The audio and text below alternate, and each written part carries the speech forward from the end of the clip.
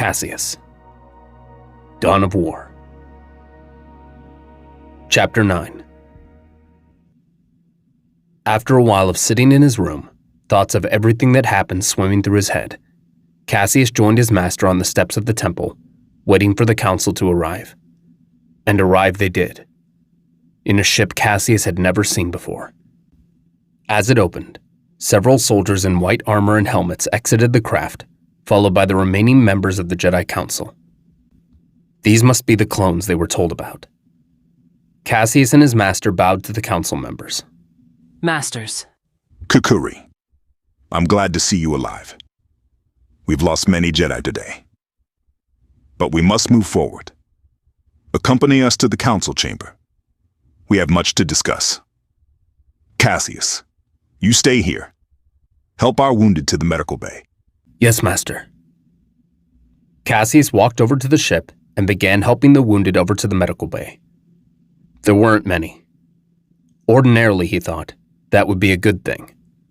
In this case, however, it was more likely that the dead far outweighed the injured.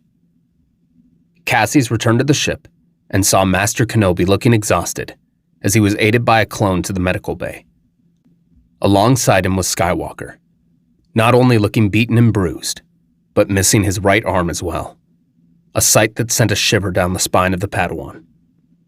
Caseus wanted to ask questions, but figured it was not the appropriate time. Finally, all the injured were escorted to where the doctors could aid them. Caseus then returned to the temple exterior and took a closer look at the shuttle. It was definitely a far sight from the Jedi shuttles they would take on diplomatic missions. This ship was built for battle, outfitted with cannons, laser turrets, and all manner of weapons. Like what you see? Caseus turned around and saw the pilot leaning against the hull. It's very impressive. What is it? Low-altitude assault transport. We use them to transport our men to war zones under heavy fire. See the exterior? Ain't no clanker gonna blast through that easily. Clanker? Battle droids. The Separatists have armies of them. But what they have in numbers, they're lacking brains. Well, from what I was told, you clones far exceeded expectations. I'll admit I'm skeptical of the idea of a clone army, but if you guys are willing to risk your lives for the Republic and its citizens, I'll go along with it. I'm Caseus. Kenji. Good to meet you, Caseus. I'll need to report back to my division. Maybe we'll see each other again. Sure. Take care. Kenji and his squad boarded the LAAT and took off towards the Senate building.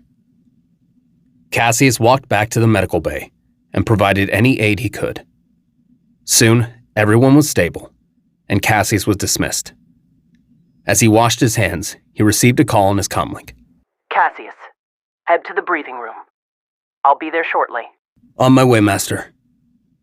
Caseus quickly finished what he was doing and made his way to the briefing room where Master Takai was waiting with Master Drolic and Sarah. He and Sarah quickly made eye contact before turning away awkwardly. Have a seat, Padawan. Caseus sat down and looked at his master. The Council has informed me that the Republic has officially declared a state of war against the Separatist Alliance. The clone army will serve as the Republic's first line of defense. The coming months will bring new challenges for the Jedi Order, especially with how many we lost on Geonosis. So what's going to happen? Sin Drolic stepped forward. The Jedi will be taking on new responsibilities during the war. We will be leading the clones into battle and providing their forces with aid when necessary. This means that we will all have to put in extra work. Caseus, you and Sarah will be receiving instructions and resources that will teach you about the art of war and the necessary tactics, rules, and standards for military operation. I'd also like to see the two of you take a more active role here at the temple. Active role? The Jedi will certainly be spread thin during the war, being deployed to different worlds. So when you two are not off-world, you may be called upon to give lessons to some of our younger recruits when their masters are gone. This is a lot of extra responsibility, Master. It is. But you two have proven yourselves competent enough to take on the tasks set before you. Anything else we should know? That's all for now. Many details have yet to be finalized. When we know more, we'll tell you. You're dismissed. Caseus and Sarah left the room and walked down the hall. Until this morning, my biggest concern was Dravok. Now this? Dravok is dangerous. But he's not going to try to attack yet. Not when we have a military presence on Coruscant. For the time at least, we're safe. Safe might not be the best way to describe the situation. As Caseus walked by, he saw a young boy with his head in his knees, tucked away in the corner, crying. It was Gaidom. Gaidom? The boy looked up with bloodshot eyes, tears streaming down his face. Sarah knelt down and put a hand on his shoulder. What's wrong? Gaidom only continued to sob as he held out the weapon of his master, Corbius Tal. Caseus knew immediately what happened. His master was one of the many killed on Geonosis. Sarah knew as well, as she tightly held the young boy and comforted him, as Caseus sat down beside him and put a hand on his shoulder. I'm sorry, Gaidom. I truly am. He told me he would be back. Now he's gone. Sarah looked at Caseus, trying to think of something to say that would comfort the young Padawan. Your master was a very brave Jedi. He gave his life to save others. That's one of the most noble things anyone can do. And I know your master was very proud of you. Now he's one with the Force.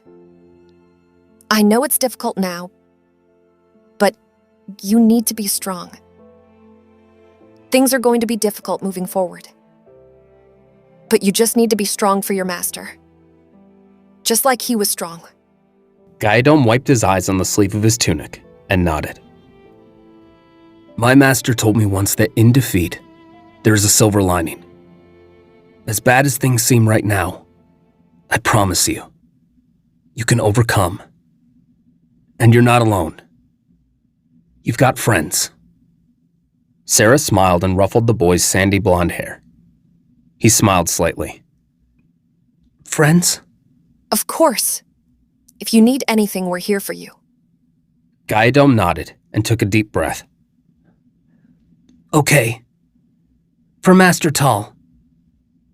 Caseus and Sarah sat with Gaidom and talked for a few more minutes before the Padawan left to be by himself for a while. As the evening drew closer, Caseus sat with Sarah on top of the temple, speaking to Corbyn via hologram. We knew it was always a possibility. I guess I just didn't expect it to happen as quickly as it did. Well, it's happened. The Republic is at war. The good news is we're prepared. At least as prepared as we can be at this point. What'd you guys find out about Dravok? Not much. Only that he wants us dead. Well, that's reassuring. Still, he was right about one thing. The Republic is losing itself. And this war isn't going to make things any better. Dravok may be right about that. But his methods about dealing with it are wrong. You know that. I know. But still, it makes you think. Dravok was one of us until he was pushed to his breaking point. It could happen to us too. It won't happen to us, Corbyn. Not as long as we stick together. Yeah, you're right. I gotta get going. Master Terran's calling. I'll be home before you know it, guys. Be safe, Corbyn. May the Force be with you. You too. The sun was now casting a fiery orange glow over the city as Caseus and Sarah sat on the ledge. Caseus. About earlier. What should we do? Caseus looked off into space. He knew that if he tried to repress these feelings, they'd eat away at him. My mind is telling me that we should ignore it. That we should maintain our oath to the Jedi Order. Yeah. But my heart is telling me something else. Caseus put his hand on Sarah's and stood up. We can't let this get out of hand. And we can't let anyone know. Caseus. I don't want to put us in danger of getting expelled from the Order. I do care about you, but I don't know. Are you sure you're willing to take this risk? Sarah, I don't know how long this war will last. I'm not sure how many more lives will be lost. But what I do know is that I care about you. More than the code says I should. But I also know we wouldn't be the first Jedi to go down this path. We couldn't be. The Jedi have been around for thousands of years. During that time, there had to have been Jedi in our position. The code requires that I love and care for others. I'd say that includes you too. If the code says it's wrong, maybe I don't want to be right. Caseus. Okay. But we play it cool. We don't let anyone know. Not Corbyn or Master Takai. No one. And we need to keep our allegiance to the Jedi about any feelings we have. I can do that. Caseus put his hand on Sarah's cheek and looked into her eyes. Inside, he was grappling with what felt like every possible emotion he could feel. He didn't know if this was the right thing to do. In fact, he was sure it wasn't. But his mind was made up. Time would tell how this would affect them. This is strange. Yeah. But I kinda like it. Caseus smiled and stroked her hair. Me too. Caseus and Sarah turned back towards the city.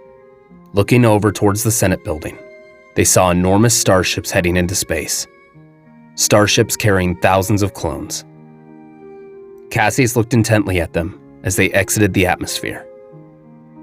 The following months would bring about drastic change for the Republic. The Clone Wars had begun.